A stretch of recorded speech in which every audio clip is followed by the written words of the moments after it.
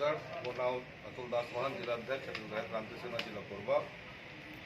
आज हम कलेक्टर महोदय जी के पास पहुँचे हैं। राज्यपाल के नाम से हम आवेदन प्रेषित करत हन।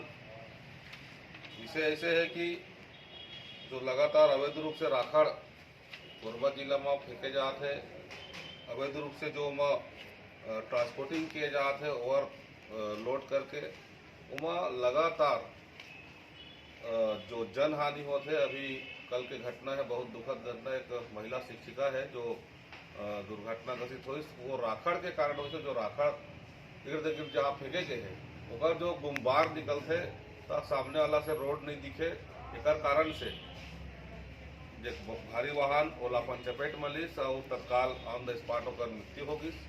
एक लिए हमन बालको प्रबंधन वेदांता के खिलाफ ट्रांसपोर्टर और संबंधित जो भी हम नियम विरुद्ध काम करत है, एक लिए हमन कानूनी कार्रवाई पर हमन मांग करत हम शासन प्रशासन ला, और उचित समय में अगर कार्रवाई नहीं होगी तो छत्तीसगढ़िया क्रांति सेना वेदांता बालको कंपनी के खिलाफ जोरदार आंदोलन करे बाध्य हुई, जगह संपूर्ण जवाबदारी शासन प्रशासन की हुई। जो आज